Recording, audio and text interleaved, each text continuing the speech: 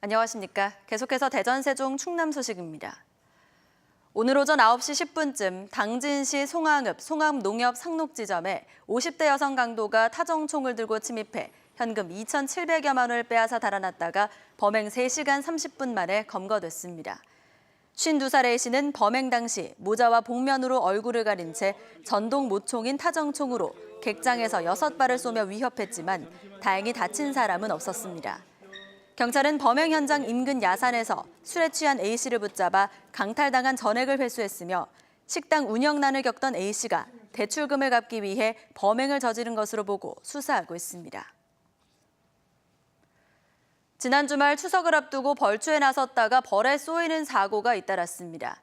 어제 오전 10시 10분쯤 공주시 의당면의 한 야산에서 벌초하던 59살 A씨 등 일가족 3명이 벌에 쏘여 A씨가 한때 의식을 잃는 등 그제와 어제 이틀 사이 대전과 세종, 충남에서 벌쏘임 사고 25건이 접수됐습니다.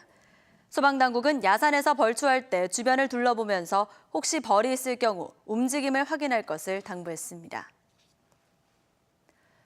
3년여 만에 메르스 확진 환자가 발생하면서 전국이 방역 비상에 걸린 가운데 대전과 세종, 충남에도 일상 접촉자에 대한 모니터에 들어갔는데요. 보건당국은 만일의 상황에 대비해 전담 직원이 직접 상태를 확인하고 국가지정 격리병원도 메르스 신속 대응팀 운영을 가동하는 등 긴장감이 높아지고 있습니다.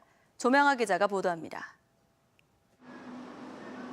어제 대전 중구의 한 일상 접촉자가 갑자기 고열 증세를 보여 일시 격리됐지만 메르스 검사 결과 음성으로 판정돼 현재는 격리가 해제됐습니다. 또 대전 동구에 사는 아제르바이잔 국적의 또 다른 일상 접촉자가 연락이 되지 않았다가 어제 오후 5시쯤 연락이 돼 상태를 모니터하고 있습니다.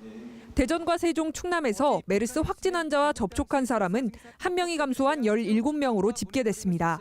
대전이 7명, 세종 3명, 충남 7명인데 어제까지 대전 거주자로 알려진 1명은 인천에 사는 것으로 확인돼 제외됐습니다. 보건당국은 만일의 상황에 대비해 일상 접촉자도 전담 직원이 직접 상태를 확인하는 등 방역 감시 체계를 강화했습니다.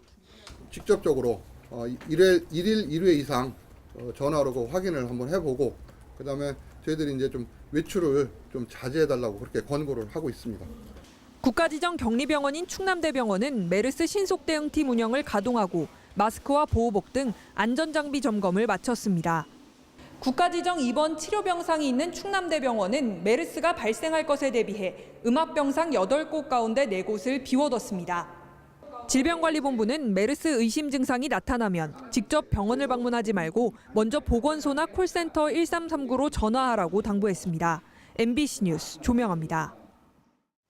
오는 11월 15일에 실시되는 2019학년도 대학 수학능력시험 원서 접수를 마감한 결과 세종과 충남은 응시자가 증가했지만 대전은 감소했습니다. 각 시도 교육청에 따르면 세종의 올해 수능 응시자는 2,805명으로 지난해보다 454명이 늘었고 충남도 110명이 늘었습니다. 반면 대전은 189명이 감소했는데 이는 세종시로의 전입 인구 증가 때문인 것으로 풀이됩니다. 지역 대학들이 오늘부터 오는 14일까지 2019학년도 대학 입학 전형 수시 모집 전형에 들어갔습니다. 국립대인 충남대와 한밭대는 전체 모집 인원의 75%를 수시 모집에서 선발하고 대전대와 한남대, 배재대, 나사렛대 등 지역 사립대들은 우수 학생 우선 확보를 위해 정원의 80% 이상을 수시 모집에서 뽑을 계획입니다. 지역 대학들은 내년부터 수시 비율을 더 확대할 전망으로 수시 전형에 합격하면 등록 여부에 관계없이 정시 모집에 응시할 수 없습니다. 대전에서 전해드렸습니다. 고맙습니다.